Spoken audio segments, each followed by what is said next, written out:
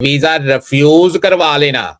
Visa आपका refuse हो जाए किसी पेपर ना होने की वजह से, या मेरा बेसिकली 2022 में सर यूके स्टडी वीजा पे मैं जा रहा था, मेरे साथ मिस्टेक किया था एक इन्वेस्टर ने। सही है। उससे मैंने 5 लाख रुपए दे के, सीधी सी बात है जैसे बैंक स्टेटमेंट पाकिस्तान में चलती है, वो उससे मैंने 50 लाख रुपए की बैंक स्टेटमेंट ली थी। उसने मेरे साथ धोखा किया, वो पैसे निकलवा लिए और वो मेरी फेक बैंक स्टेटमेंट जो है ना, वो हमें कंसल्टेंट्स, जो हमारे कंसल्टेंट्स है, उन्होंने बस कुछ ऐसा गाइड ही उन्होंने ऐसा किया था कि आप इस तरह कर लें, और केवल यूके ने माशाल्लाह मुझे 10 साल के लिए बैन कर दिया। मैं 2-3 कंट्री में अप्लाई किया लेकिन बस नहीं हो सका। फिर मैं कतर आ गया सर। अभी मैं बेसिकली 2 साल से कतर हूँ, अभी मुझे तीसरा साल स्टार्ट हो गया।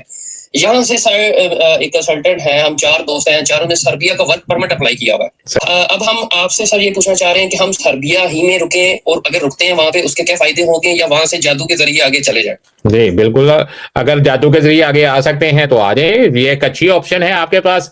स्पेन में इमिग्रेशन ओपन है, वहां पे जाएं, वहां पे जाके जो है वो पेपर शेपर जमा करवाएं, अल्लाह से दुआ करें, पेपर जमा करवा के कि अल्लाह ये जो आपने 2 नंबरियां की हुई है वो आपकी माफ कर दे और आपको इस इमिग्रेशन में पेपर मिल जाए। को अगर मैं स्पेन चला जाता हूँ या यूरोप में एंटर हो जाता हूँ तो मेरा इस चीज का, इसके साथ कुछ मतलब मसला तो नहीं बनेगा मुझे कल? नहीं, यूके का जो यूके में आपने ब्लंडर किया है या यूके के साथ आपने फ्रॉड किया है, उसका स्पेन के साथ कोई तल्लक नहीं है। देखें, हमेशा से मैं आप लोगों को इसीलिए यही चीजें समझाता हूं कि वीजा रिफ्यूज करवा लेना।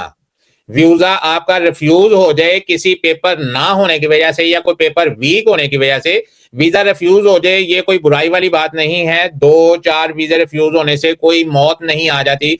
लेकिन अगर आप 2 नंबर पेपर लगा के अगर किसी भी एम्बेसी में पेपर जमा करवाते हैं, बाज टाइम लोग हमसे प्राइवेट सेशन बुक करके ये कहते नैत भाई मैंने कोई 2 नंबरी नहीं की, ये 2 नंबरी मेरे कंसल्टेंट ने की है, उसने मुझे कहा था कि भी मैं आपका वीजा डन बेस पे लगवा देता हूं।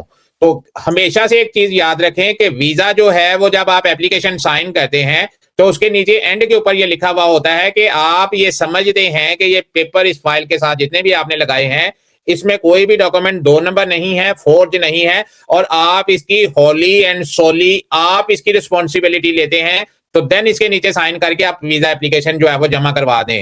नंबरी की वजह से अगर कोई भी मुल्क आपको ब्लॉक कर देता है तो इसका मतलब है कि पूरे सिस्टम में, अब आप यूके की बात कर रहे हैं तो एक यूके ने आपको 10 साल के लिए बैन किया है, तो उसने अपना डाटा जो है वो 5 मुल्कों के साथ शेयर कर दिया है। आपके एक गलती की वजह से आपका डाटा यूएसए के पास चले गया है, कनाडा के पास चले गया है, ऑस्ट्रेलिया के पास चले गया है, न्यूजीलैंड के पास चले गया है, आयरलैंड के पास चले गया है। ये 5 मुल्क भी अब आपको वीजा नहीं देंगे। तो इसलिए हमेशा से आपको कहता हूं कि 2 नंबर पेपर ना लगाएं।